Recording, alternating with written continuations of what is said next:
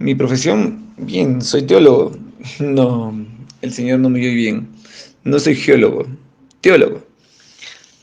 Ujú, sí, eso mismo. No, no es necesario disimular el espanto. Yo también me espanto, frecuentemente, la verdad. Ni esconder la sonrisa. Yo comprendo. Tampoco es necesario pedir disculpas, ¿sabes? Sé que su intención fue buena. Preguntó sobre mi profesión, solo es para iniciar una conversación. El viaje es largo, entiendo eso. Es fácil hablar sobre las profesiones, ¿sabe? Todo habría andado bien si mi profesión fuese una de las que conoce todo el mundo. Si yo hubiese dicho dentista, médico, estaríamos ya en medio de una animada charla, así. De la profesión pasaríamos a la crisis económica, de la crisis económica saltaríamos hacia la política y el mundo sería nuestro. Hay profesiones que se anuncian solas, como en el caso de los médicos por su indumentaria, por su guardapolvo, o en el caso de los militares por sus uniformes, ¿no? Hubo un tiempo en que a los teólogos se les anunciaba. Ellos inspiraban respeto y admiración. Eran los especialistas en los secretos divinos. Ellos hablaban sobre las cosas invisibles y eternas, los misterios de la vida y que se plasmaban luego en pintura, en escultura, arquitectura. En la actualidad las cosas son muy diferentes. Con el avance de la ciencia, Dios fue expulsado del mundo y todo debe tener una explicación. No debe haber misterios. Dios pasó a ser una hipótesis innecesaria. Los teólogos no hacen más que hablar. Eso es lo que dicen. ¿Qué diferencia con otros profesionales que como los médicos, ¿no? Como los abogados? Aún un abogado, un psicólogo también hablan, pero es diferente. Nadie duda de ellos. Si no, no cobrarían sus honorarios. Por eso hubiese sido mucho más fácil que en aquella conversación de viaje yo hubiera dicho, mi profesión, escribo historias de hadas para niños. Cualquiera me hubiera entendido. Probablemente algunos me habrían amado. Hay cosa más fascinante que hablar sobre gigantes, brujas, princesas, duendes, príncipes valientes, felicidad hasta el fin de los días. Todo esto es permitido en el reino de la fantasía. Lo sabemos. Pero ¿y el teólogo? ¿Acaso su palabra no se construye también con material sacado de la fantasía? Su boca no está ligada a los ojos de la fe, al sueño, a la visión. Quizás sí. La diferencia está en que los cuentos de hadas son contados para hacer dormir a los niños, mientras que la palabra teológica desea que el hombre despierte y viva. El teólogo habla como quien cree. ¿Cómo es posible que lo tomen en serio? Y lo que es más triste, ¿cómo es posible que él se tome en serio a sí mismo? Eso hace que se sienta perdido, adormecido, se aísla en guetos o se refugie en otras disciplinas como las ciencias sociales. Para los que aman la teología es una función natural, como soñar, escuchar música, beber un buen vino, llorar, sufrir, protestar. No se trata de esconderse, sino de alzar el rostro y explicar a los otros y a nosotros mismos, especialmente a nosotros mismos. El autor, Alves, dice que salió para siempre del gueto de las iglesias para entrar de lleno en el terreno de la imaginación. Entonces, ¿qué es la teología? Comencemos tomando como referencia el libro de Hermann Hesse, El juego de los abalorios. Castalia es una orden monástica en un mundo futuro. Lo que distingue a Castalia es la curiosa manera que encontró para organizar su vida espiritual en torno de un juego, de una diversión. A pesar de estas palabras juego y diversión, esto se toma con mucha seriedad. ¿La vida no es también acaso un juego en donde se toman decisiones políticas, económicas, en donde se sale a representar roles y funciones, aún con disfraces? A veces nos olvidamos incluso que es un juego y todo se transforma en algo serio. Debemos recordar que si no nos convertimos y no nos hacemos como los niños, no podemos ver el reino de los cielos. Entonces es necesario ver esto con un poco del espíritu de los niños. En música existe algo muy conocido llamado variaciones sobre un tema dado. La idea es simple. El compositor toma una serie de tonos y con ellos construye un tema básico, digamos, desprovisto de todo adorno, de toda ornamentación. Se inicia entonces el entretenimiento. El compositor le pregunta este tema: ¿cuáles son los límites de su plasticidad?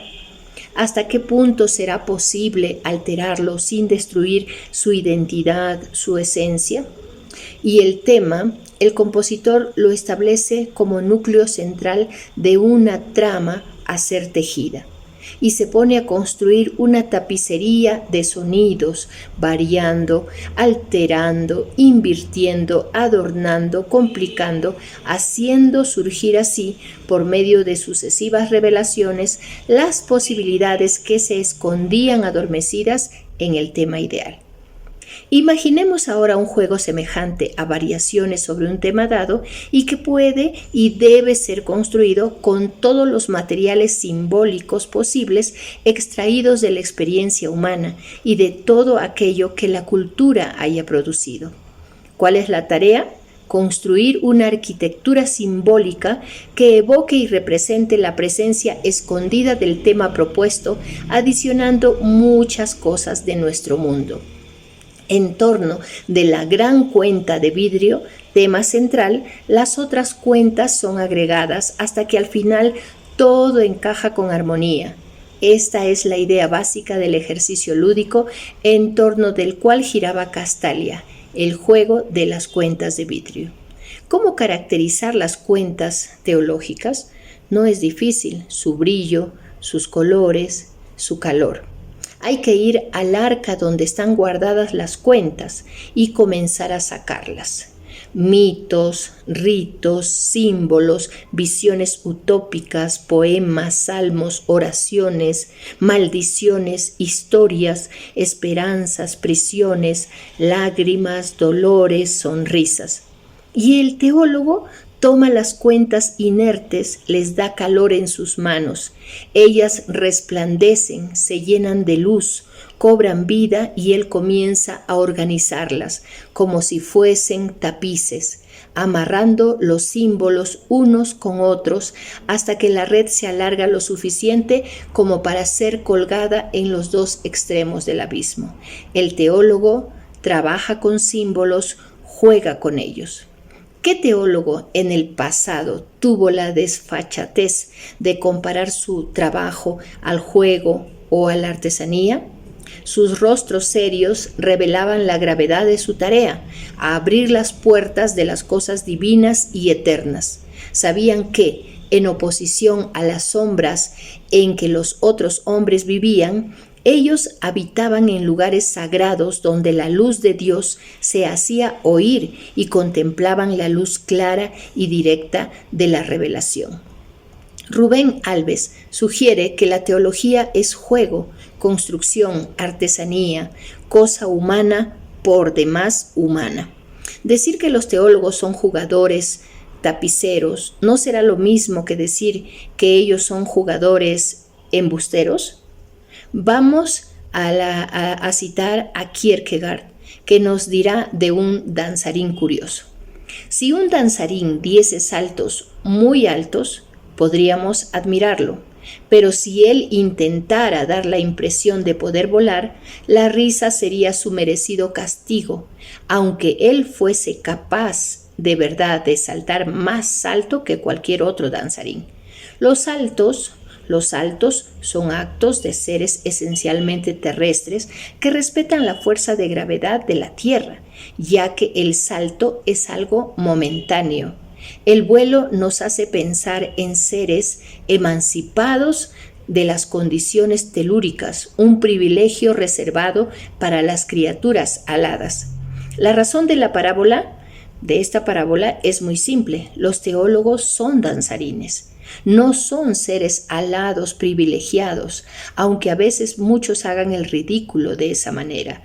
Teólogos que confunden la voz de los hombres con la voz de Dios.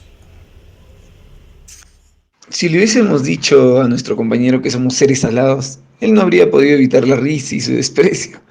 Pero nosotros le confesamos que solo con símbolos, haciendo improvisaciones en torno a los temas dados. Solo es eso. ¿Parece que volamos? No creo. Solo son saltos, pues nuestros pies se alejan del suelo por cortos y fugaces momentos.